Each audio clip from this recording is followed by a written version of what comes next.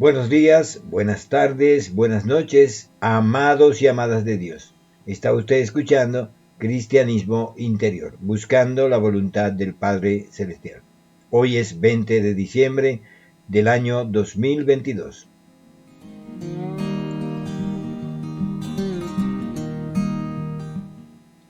...300 días se cumplen de la guerra entre Rusia y Ucrania, aquí en el corazón de Europa. Y la gente ve muchos componentes de este conflicto y no ve un aspecto fundamental, que es el aspecto religioso. El aspecto religioso en Ucrania ha sido fundamental. Hay 3 iglesias, 3 denominaciones cristianas que han ocupado el espacio de Ucrania. La iglesia greco-católica, bajo el mando del Papa de la sede romana, la iglesia ucraniana y la iglesia ortodoxa oriental bizantina, con contactos en el patriarcado de Moscú. Y estas 3 iglesias siempre están en un gran conflicto. La iglesia griego-católica es por influencia de Polonia, que en aquella ducado de lituano-polaca pues impuso el catolicismo en la zona occidental de Ucrania. Tiene el rito ortodoxo, tiene todo, pero está bajo la autoridad del Papa. Está la Iglesia Nacional Ucraniana, que en el año 2019 se declara independiente de la Iglesia de Rusia. Y la Iglesia Ortodoxa Oriental, bajo el Patriarcado de Moscú. Es así, y esos conflictos no solamente son nuevos, sino anteriores. Recordemos que en la historia de Ucrania, también estos conflictos religiosos han sido fundamentales y muchas veces con consecuencias muy sangrientas, como el caso de la expulsión de los polacos en Bolivia, de donde la Iglesia Nacional Ucraniana apoyó básicamente el exterminio y la limpieza racial y la expulsión de los polacos de la zona occidental de Ucrania. Ucrania pues se ha mantenido básicamente con esas tensiones ahí, pero sin que hubiese conflicto. Un gran porcentaje de los ucranianos étnicamente son rusos, hablan en ruso, y otros son ucranianos y hablan en ucraniano. El problema es que cuando esta diferencia se van a llevar al extremo de convertirlo en un problema básicamente casi de desgarro de la nación. En el año 2014 hubo un golpe de Estado a una democracia en Ucrania y se impuso un gobierno, básicamente después de esto, un gobierno que quería ser básicamente muy nacionalista, y esto ya crea un problema. Y fue el presidente que ocupó ese puesto, fue Petro Poroshenko.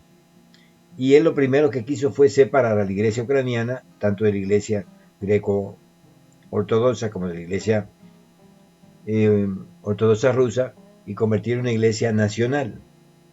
En esta iglesia nacional, cuando uno ve algunos documentales, fue que también se entrenaron muchos de los nacionalistas ucranianos, inclusive de la gente de Azov, un grupo muy ultraderecha. Ahora, no solicitó la iglesia ucraniana separarse de la iglesia rusa, sino que lo hizo el presidente y el parlamento ucraniano, dirigido por Petro Poroshenko. Eso es una clave, ¿no? Y entonces, pues finalmente le dieron esa libertad después de más de 300 años de unión. Pues le dieron, y el patriarca de Kiev se separó del patriarca de Moscú. Y digo todo esto porque ya se está comenzando a preparar un cisma que lo que va es de alguna manera a justificar la guerra y a crear pues pensamientos contrarios, ¿no? Una de las cosas que uno ve es que el cristianismo, amados y amadas de Dios, en Europa no fue algo que se impuso a través de los misioneros desde abajo hacia arriba, sino que había convenios, ¿no? Y entonces emperadores o reyes que se hacían católicos por la influencia de los misioneros terminaban imponiendo el catolicismo o la iglesia ortodoxa a la población. Así que realmente la población de Europa y básicamente de Europa del Este, no está evangelizada, sino que recibió por imposición. Y encontramos en la actualidad una nación ultracatólica, muy católica, que es Polonia, frente a iglesias ya ortodoxas que están al este de Europa del Este.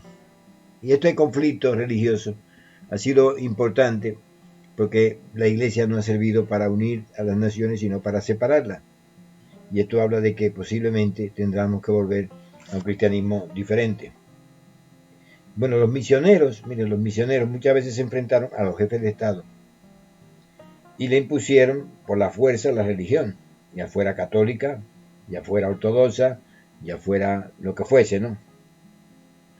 Y los reyes que dudaban en convertirse, pues se le negaban rotundamente a hacerlo con amenazas o con invasiones y guerras. Y de esa manera se impuso en el este europeo vamos a llamarlo el cristianismo, pero vamos a llamarlo el cristianismo institucional, no el cristianismo como doctrina de Jesús, sino institucional. Y ahora pues ese es el problema que tenemos, básicamente uno de los problemas en Ucrania es que esa iglesia nacional, que en ucraniano, tiene la liturgia ortodoxa, pero quiere una iglesia nacional. Y esto es peligroso porque una iglesia nacional, también como ocurrió en el pasado con banderas, una iglesia étnicamente pura también, una nación. Pero había que sacar a los polacos en la antigüedad, a los rusos, y dejar solamente a los ucranianos, étnicamente pura. Y ve cómo aquí se combina la religión con la política, y cómo la política usa la religión. Así que es vamos a llamarlo un dominio de la espada y la cruz. Pero esto no es cristianismo, esto es simple y llanamente un manejo, una instrumentalización de la iglesia a favor de los intereses de las élites o de los poderes o de los imperios. Y esta es la situación que tenemos hasta el día de hoy. Y este factor en Ucrania es importante, porque después de el golpe de Estado de 2014 y la imposición de Poroshenko, una de las cosas que se hizo fue impedir que los rusos hablaran en ruso.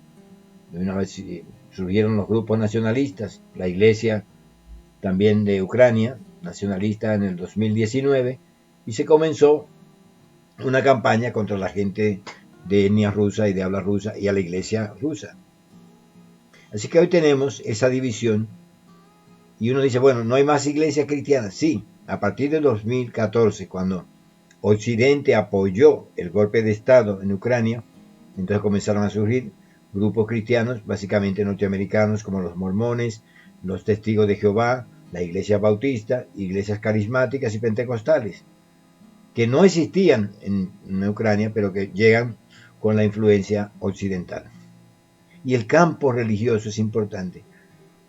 A veces uno se pregunta, ¿es el papel de la iglesia crear esas divisiones, esas posiciones unos en contra de otros? ¿Es eso el cristianismo como lo fundó Jesús?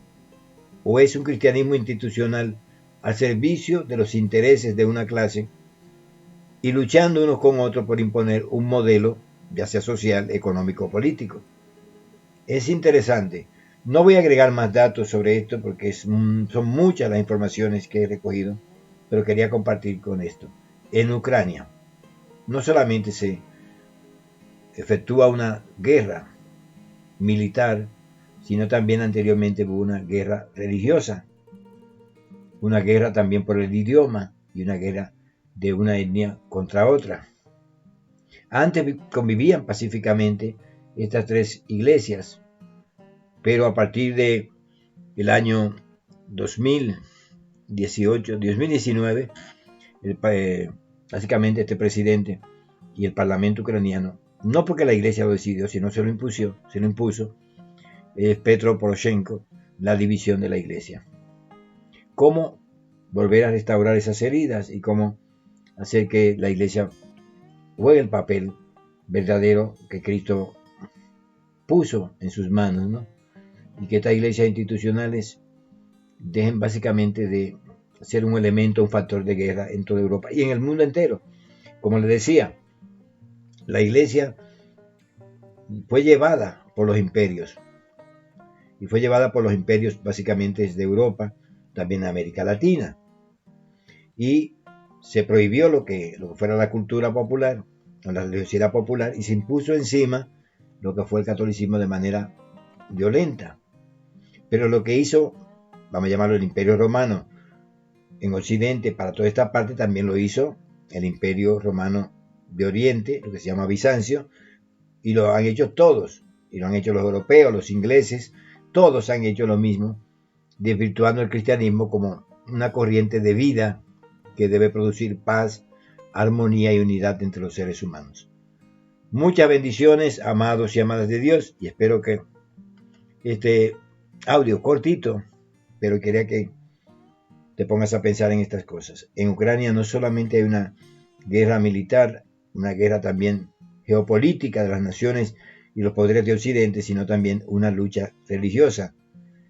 Una armonía que estaba establecida, pues se rompió a partir del 2019 a través del Parlamento y el presidente de Ucrania. Y no digo que aquí haya uno solo que tiene la culpa, pero tenemos que ser objetivos, entendiendo de que este factor religioso, básicamente en Europa del Este, es muy importante. Muchas naciones entienden su configuración y su estado como un estado también religioso. Muchas bendiciones y que la paz esté siempre en toda Europa, en este combate, que ya esta guerra que termine, que se establezca la paz y que este año 2022, que ha sido un año increíblemente malo, ¿no?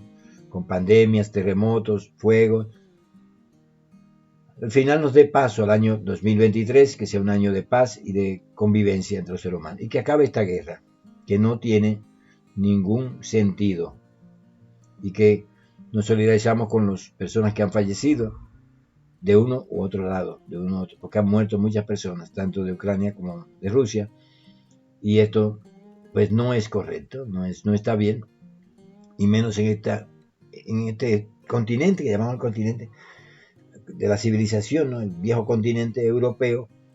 Ahora vemos los gobernantes y los dirigentes en estas luchas, ¿no? Es como si todos quisieran la guerra. Tú te pones a pensar, seguro que todos saben lo que puede ocurrir. ¿Quién lucha por la paz? Bienaventurados son los pies de aquellos que anuncian la paz. Esa es quizás el llamado. Muchas bendiciones y a cada uno de ustedes, feliz Natividad del Señor, y que el año que viene el Señor nos dé un nuevo corazón, nos dé unos nuevos dirigentes que busquen la paz y que las naciones no se desgarren por sus intereses, sino que se establezca una concordia, un nuevo modelo de paz, de solidaridad y de confraternidad entre las naciones. Muchas bendiciones.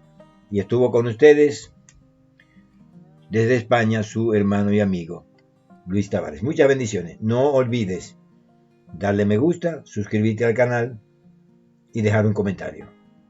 Es importante que le den me gusta porque de esa manera YouTube pues lo promociona y pues nos ayuda de esa manera. Muchas bendiciones. Feliz año que viene.